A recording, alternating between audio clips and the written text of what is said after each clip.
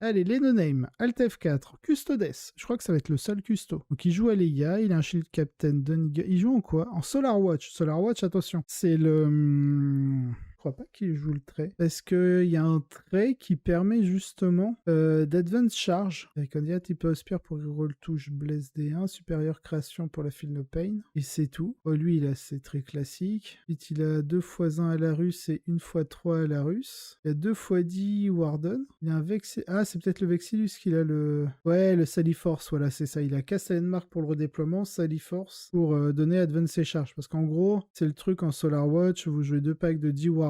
J'étais en train de regarder Custodian, c'est Endurance 5, 3 PV, Feel No Pain à 6, sauvegarde 2 plus 1 vue à 4. C'est que ça a plus 1 à l'advance et à son jet de charge.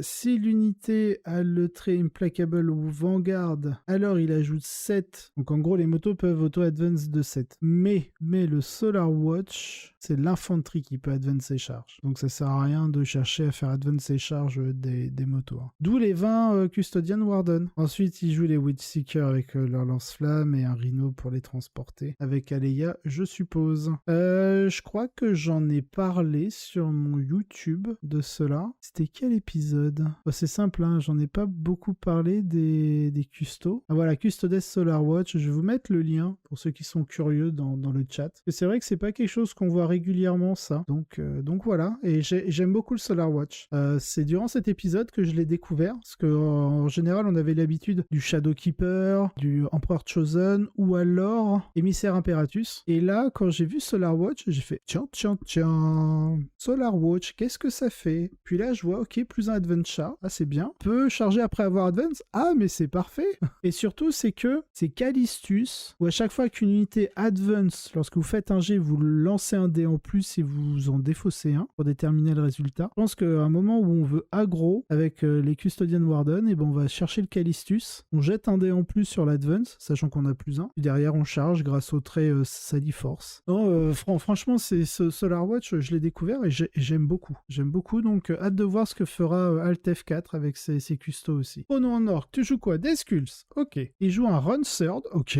Donc ça, c'est la nounou des Gretchen, hein, en gros. Ensuite, il joue un Warboss avec Dakila Claw, Brutal But Cunning. Voilà, je le cherchais. Donc lui, il joue pas de Warboss en Warbike. Il joue un Warboss plus un Warboss en Mega Armor avec la Dark Crushing Armor et le Hard as Nail. Ok. 2x10 Bisnaga, 3x10 Gretchen. Les Burna Boys, ouais, il a le Zap Crumpaz. Ok. Dedans. Ça marche. Il a unité de 5 commandos. Est-ce qu'il a mis la... Non, il a pas mis la Power Claw sur le boss. Ok. Unité de 10. Je pense qu'il l'a mise, la Power Claw. Power Claw. Ok. C'est bon. Et là, il a laissé le Chopa. Ça marche. Ensuite, il joue un Nob en bannière avec le Big Gob. Le Big Gob, ça fait quoi? C'est pas par rapport aux auras, ça, ou une connerie dans le genre? Alors, Big Gob, le gros Gob. Si, c'est ça. Ça ajoute 3 pouces à ses capacités d'aura, donc à sa bannière. Ensuite, il joue 7 Nobs en Kill Saw. Ok, donc ça, c'est de la disqueuse en Big Chopa. Donc, il en a un en disqueuse, 2 en gros qui coupe, 4 en Power Claw. Eh bien, j'aime bien, parce qu'en fait, il garde une majorité de Power Claw. Il a, on va dire, une polyvalence sur le gros qui coupe en fonction des unités, puis la Kill Saw. Après, en vérité, j'aime bien, soit c'est full gros qui coupe, soit c'est full Power Claw, je préfère. Donc du coup, c'est principalement du dégât 2 avec les Power Claw. Je crois que le gros qui coupe, c'est aussi du dégât 2. Je reviens sur les Nobs classiques. Je sais pas, c'est ça. Hein. Ouais, c'est ça, c'est dégât 2, mais c'est PA-1. Voilà. C'est ça le problème. Là où la Power Claw est PA-3. Bon, -1 tweet par contre. C'est un peu plus ennuyeux. Après,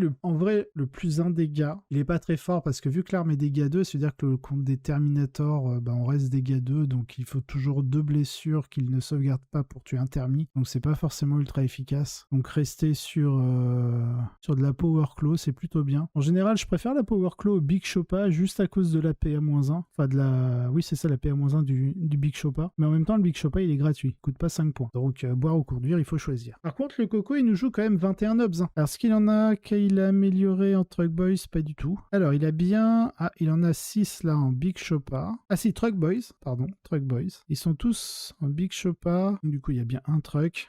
Ici, on a quoi? On a 2... Bah ici, en fait, on a 2 unités, 144, 144, c'est ça. Elle est moins chère, c'est ça. Donc, on a 2 qui sont identiques, hein, avec la Kill Saw, 2 Big Chopa et le reste en Power Claw. Il y en a une qui est full Big Chopa. Ensuite, on a 3 fois des Storm Boys, la classico-classique, Power Claw en plus sur le Nobs. On a les 2 Battle Wagons, parce qu'il faut bien transporter les 14 autres Nobs. Hein. Et un truc, par contre, il n'y a pas de kill rig, donc on va se servir des Beast Naga Boyd, je pense, pour...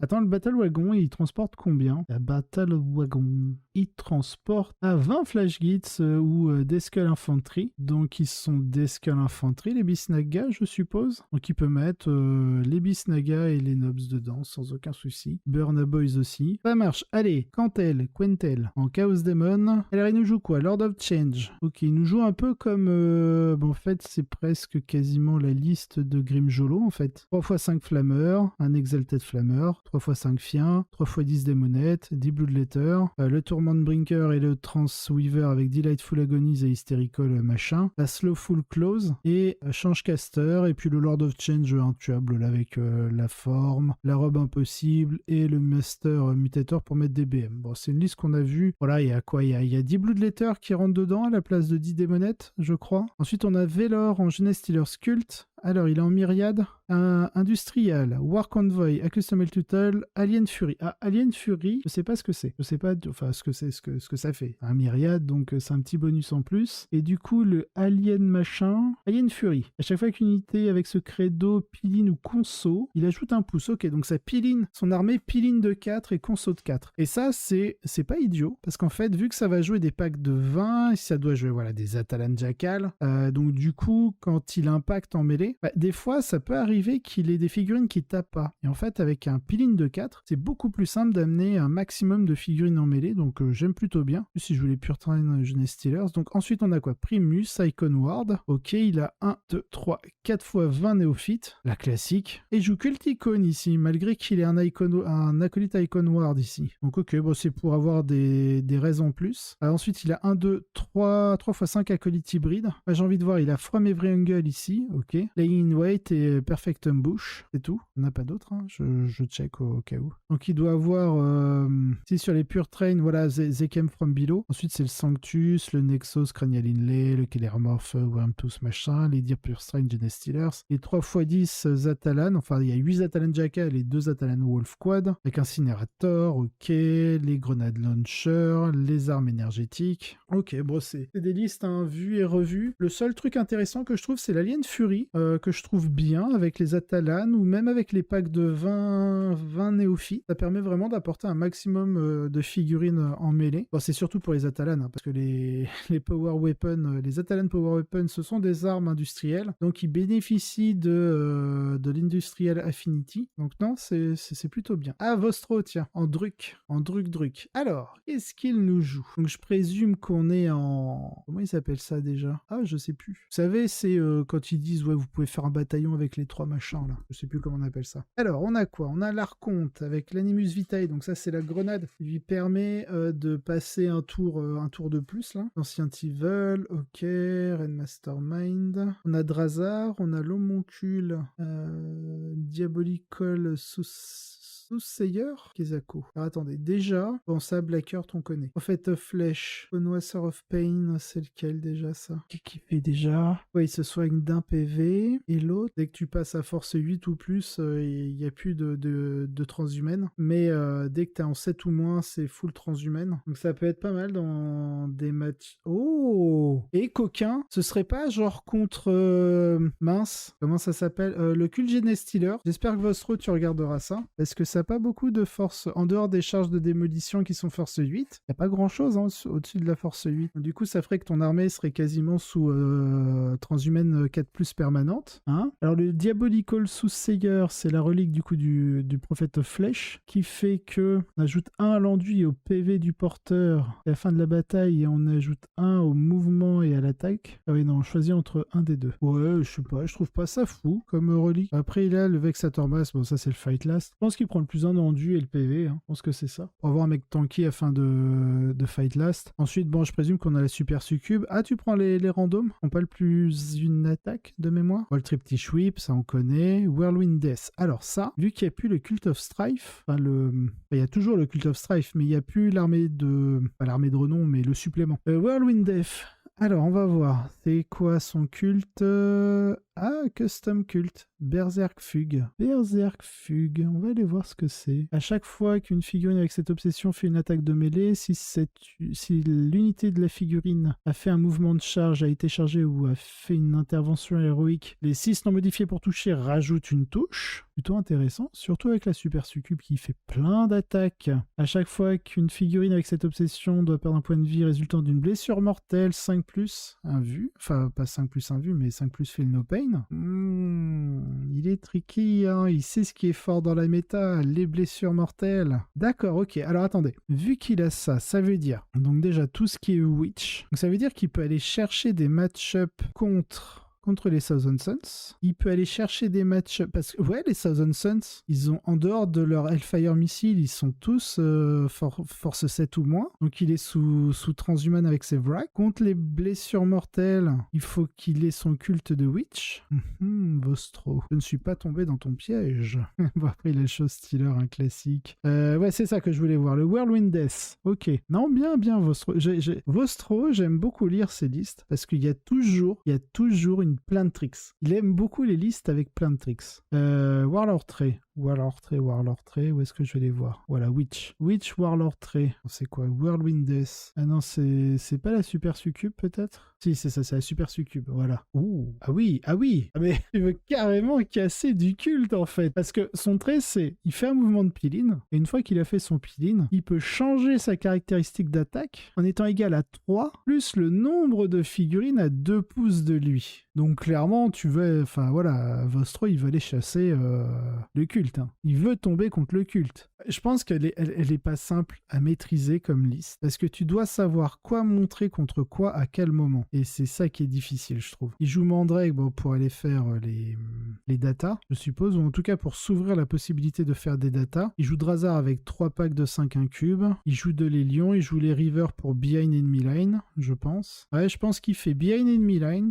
potentiellement les datas. Il a un petit Venom pour peut-être 5 Kabbalite Warrior pour aller faire les datas en plus des Mandrake. Il a les Hélions et les Rivers pour Behind. Ouais, non, il est bien équipé. Hein. J'aime bien sa liste. Bon, Karsu, Dark Angel. Alors, qu'est-ce qu'il nous joue? Il nous joue un chaplain. Il va chercher la Litany of Face. Donc, c'est la litanie, c'est la Feel No Pain. Donc, il est aussi tricky. Il est comme Percastor. Donc, il a le plus de charge, Peel-in Conso à 6. Il a la Feel No Pain à 5 dessus. Il joue Ezekiel. Il joue le Fightless, la Full Roll Touche Bless et l'anti-super OP. Il a le Ravenwing Talon Master avec Rite of War et l'autre avec l'Arbiter Gaze. Ah, il joue 2 Infiltrators. Donc, ok, ça c'est bien. Ensuite, il joue les 2 packs de 10 Terminator Deathwing. Donc, comme quoi on peut mettre les 20 Terminator Deathwing même si on joue 2 packs d'Infiltrator. Il joue l'Apothicaire. Ah, du coup, il aurait pu mettre un ancien avec l'étendard. Et du coup, il est parti sur 5 Ravenwing Black Knight avec les marteaux Corvus, mais surtout, ils sont équipés de plasma. 4 serviteurs, donc ça c'est clairement pour garder l'objectif dans sa zone de déploiement et mettre une bannière s'il faut, enfin s'il veut jouer bannière. Et les 3 Ravenwing Vengeance, donc encore du plasma pour profiter justement du stratagème, comment ça s'appelle? Cage Weapon, un truc comme ça. Ensuite on a Salisia en World Eater. Alors Salisia, est-ce qu'il joue en gros? Non. Pour l'instant on a personne qui joue en gros. Ah, on a les 2x5 Hatebound pour aller avec le Lord Invocatus et son trait de seigneur de guerre. Voilà, ici. Donc là, ok. Donc là, on a le pré-move des 10 Hatebound. Ensuite, on a le... Ah, on n'a pas de maître d'exécution. Ok, on a le Lord avec le Berserker Glaive. On a les Jackal avec le Skullmasher sur le Dishonored. On a les 4x5 Berserk, tous en icône. On a les 2x5 Hatebound, le x3, les 3x3 Exalted, les 3 Chaos Spawn et les 2 Rhino. Et ben écoutez, pour l'instant, je pense que c'est cette liste World Eater que je préfère. Ah non, il y a les Dreadclaw de Zig. Ah, ça se joue. C'est kiff-kiff, on va dire. C'est kiff-kiff. Ensuite, on a Skildo en Astra Militarum. Bon, alors on va avoir les Ontus, je pense. Voilà, les Ontus. On a un Descorp Marshal, par contre. On a le Tank Commander, je présume, lead by example, mais le Gatekeeper, voilà. Est-ce qu'il a le Fagnon, machin? Ouais, le Finial of the Nemrodesh. Bon, bah, classique. 4x10 Shock, Cadian Shock Troop. Le Commissaire, on a 2x10 Kasserkin. Alors, là, on a le Barbican. Alors, ensuite, et celui-ci, il est en mécanisé d'infanterie, what? Infanterie mécanisée. Unit with this doctrine, il peut désembarquer de son transport. Il peut faire un mouvement normal. Ok, ah, c'est fort. C'est très très fort. Je pense que ça doit être mon préféré. Parce que du coup, la première unité, elle se fait téléporter avec la relique The Barbican's Key. Et lui, du coup, il doit avoir prévu une chimère pour justement transporter les Kasserkin ici. Où la chimère peut bouger. Eux, ils peuvent débarquer, bouger, tirer et envoyer la sauce. Je trouve qu'en termes de projection, c'est parfait. Parce qu'il peut T1 Barbican Key, ratatatatata, avec les points de com qu'il faut pour mettre les BM, etc. T2, la chimère bouge, je débarque de 3, je bouge de 6, et je te ratatatatata aussi, avec les PC qu'il faut. Hein, c'est bien, hein, j'aime bien. Si l'unité coûtait pas juste 100 points pour le DPS qu'elle fait, ce serait bien. Bon, ensuite, on a 3 sentinelles armurées et 2 fois une sentinelle scout. Donc très bien pour faire écran, etc. Il a ses 9 mortiers, la classico-classique. Ensuite, on a les Lehman Russ. Est-ce qu'ils sont tous en exécutionneur? Ouais, ils sont tous en exécutionneur. Ils sont tous en exécutionneur et lance-flamme, c'est ça. Canon laser et lance-flamme pour Overwatch. Ou alors pour aller casser des Star Weaver, peut-être, mais bon. Et la chimère, bien sûr, pour les Kasserkin mécanisés d'infanterie.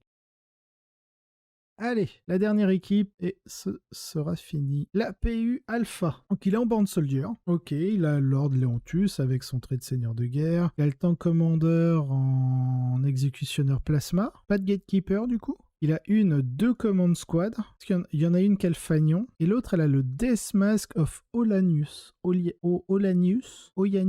Bon, il se fait tard, hein, et oh. L'unité du porteur a une invue à 4. Donc en troupe, on a les 2x10 Cadian Shock Troop. Ensuite, on a les 3x10 Kasserkin. Donc on a le Recon pour le pré-move. On a le Heirloom pour le bonus de portée. Et on a le vétéran guérilla avec le Barbican's Key pour pouvoir mettre un piège. Ensuite, on a les 2x5 Attilan Rose Rider. Donc ça, on l'a déjà vu dans une autre liste. Je sais plus de quelle équipe, et une Scout Sentinelle. Après, on a les 3x3 mortiers. On a le Vanquisher, là, vu qu'on n'a pas de Gatekeeper, mais les 2 exécutionneurs plasma et les lance-flammes. Et en no-org, donc en no-slot, on a un commissaire. Ensuite, on a la liste de Kranzer en League of Votan. Il joue en Greater Turian League, donc là, on va pouvoir voir avec Utar, du coup.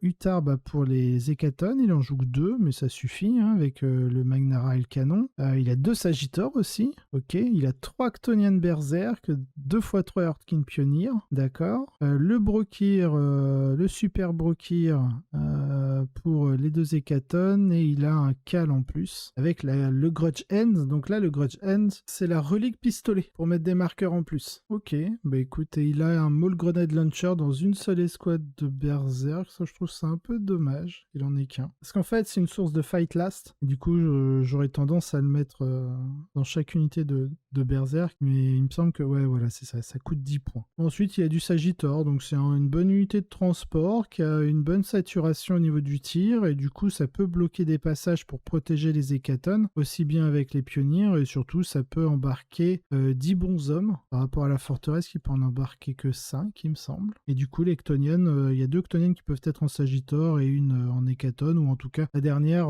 déployée pas loin du Sagittor, pour justement projeter une unité, puis rentrer la seconde. Non, ouais, pas beaucoup d'unités, mais des unités toujours très robustes, hein, de toute façon. Ok, on va chercher Slickid avec ses orques. Est-ce qu'il est en Descule? Il est en Descule aussi. Alors, on a un Warboss brutal et d'Aquila Claw, et on a un gros mec avec un champ de force custom. On a une unité de 10 boys avec Anthrug Boys, ok. 3 Beast Naga Boys, donc on a 3 Killrig. On a 3 Killrig. 3x10 Gretchin. On a une unité de 5 commandos. 2x5 Burna et pas de Zap. 1x10 Burna et pas de Zap. Le Zap, c'est le spécialiste mob. On a les 3x10 Storm Boys avec la Power Claw sur le nob classique, les 3 Killrig et 2 trucks. Ok, 2 trucks. Oui, pour les 10 Burna, je pense. Adward Boys, ok. Ensuite, on a Lolo en Nika, donc en armée de renom Freeblade aussi. Il joue les rangs, puis tous les petits, avec un Night Moirax, mine de rien. Night Moirax, donc avec les Lightning Lock, hein, qui font des hits en plus. Sinon, c'est quoi? Warglaive, il a Noble Combattant, Strike and Shield, on l'a déjà vu. Hunter Beast avec le Home du Bâtard, voilà ici. Ok, très bien. Ensuite, on a Listek en Naildari. Est-ce qu'il joue? Alors, je vois Twilight Harlequin et Hail of Doom. Alors, là, ça change un peu parce que au niveau du Craft World,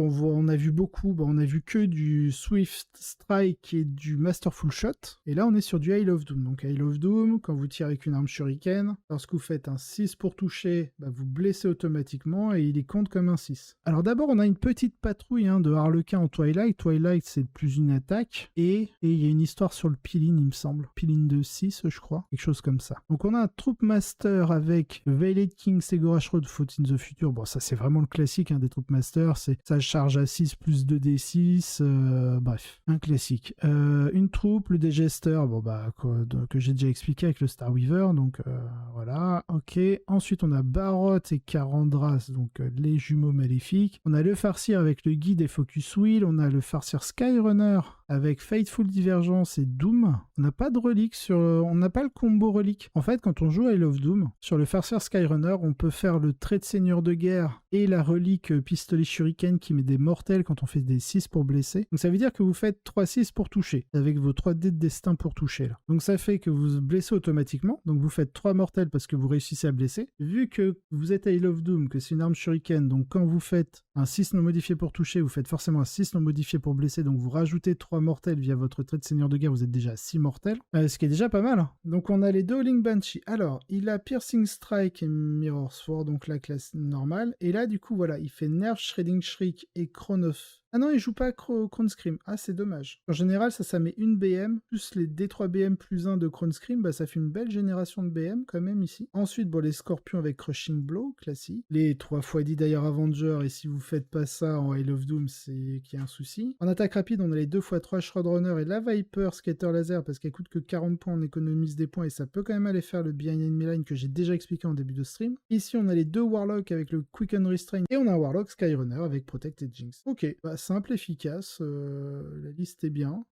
Ensuite, on a Tanker en Chaos Demon, donc Lord of Change. Prince Démon, il a le Warp Fireblade, Fate Skimmer, 3x6 Flammer, 3 Exalted Flammer, 2x4 Screamer, 1x3 Screamer, et les 3 Burning Chariot. Ok, là on est en full cinch. J'ai juste allé voir sur le Prince Démon, je connais pas la Warp Fire Flame. C'est pas du tout ce qu'elle fait. Fire Flame, c'est plus un dégât sur l'arme. Un jet non modifié de 6 pour blesser, il met une blessure mortelle en plus des dégâts normaux.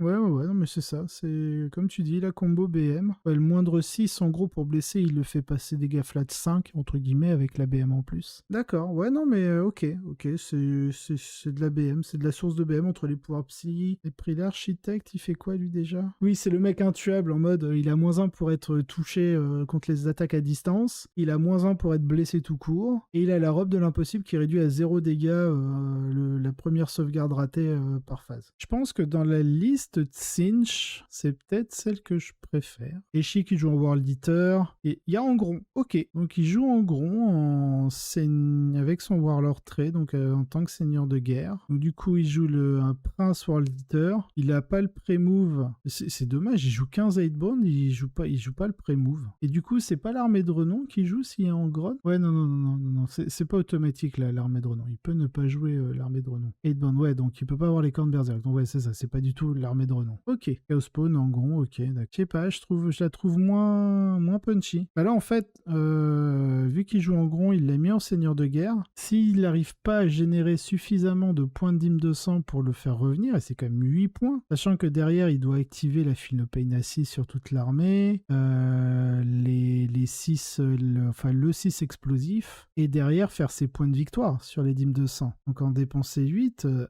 mais il enlève l'objectif sécure. Faut vraiment je pense que c'est une liste que tu peux pas appareiller aussi sereinement que les autres listes. En fait, t'as tellement de points qui sont concentrés dans Angron, et si tu cherches absolument à le faire revenir à la vie pour 8 points de dîme de sang, mais là où j'ai du mal, c'est à visualiser la génération de dîme de sang. Si elle peut être très forte ou un peu juste. Que autant que tu actives, ça on l'a vu en début de stream, si on gère la dîme de sang juste pour mettre la Philopane Assise, 6, le 6 qui explose, et après on les met en point de victoire, ça c'est très jouable. Mais si derrière en plus, faut noter la résurrection d'Angron, c'est un peu relou. Parce que je sais qu'Angron, du coup, en phase de co, vous pouvez choisir l'aura qui fait qu'il empêche le désengagement, qui peut être très fort, hein, une fois qu'il engage. Ou alors, il charge, il tue, il conso, enfin Piline, il tue, conso, il clique une autre unité, puis grâce à l'aura, il l'empêche de battre en retraite. Ça peut être très très pénible. Ensuite, on a le poète, bon, Dark Angel. Alors, on a quoi? On a Ezekiel, bon, on a déjà vu. On a le chaplain. Est-ce qu'il a mis Litany of Faith? Donc, il a la Feel No Pain.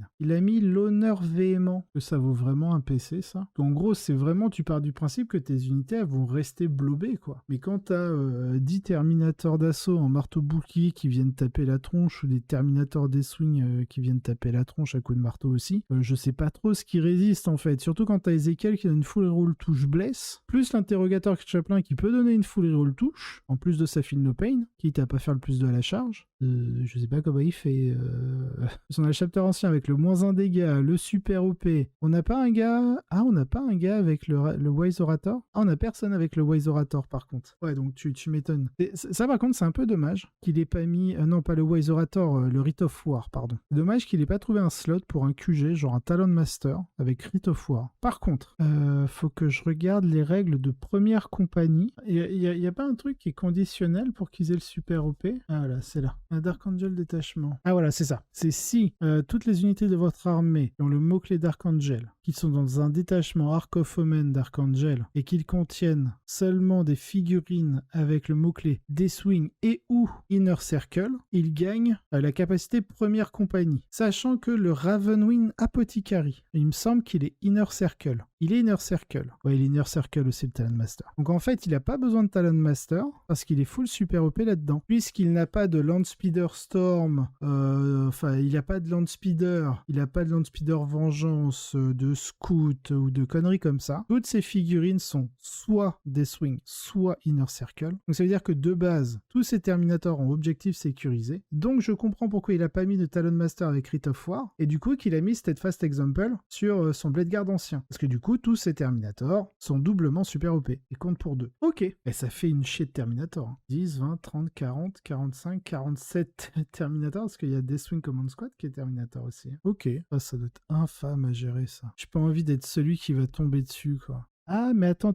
Dans la datasheet du Primaris ancien, il précise pas qu'il est Deathwing. Alors que si je vais dans le Blade Guard ancien, je pense que dans la datasheet, il précise qu'il est Deathwing. Ouais, ok. Là, j'ai le mot-clé Deathwing et Primaris ancien. Ouais, c'est ça. C'est qu'en fait, le Primaris ancien classique, il n'a pas le mot-clé Deathwing. Voilà pourquoi. Et du coup, pour être super OP, il a besoin du mot-clé Deathwing. Et du coup, dans les autres listes qui ne jouent pas sur le mot-clé Deathwing, ils prennent le Blade Guard ancien. Il est Inner Circle?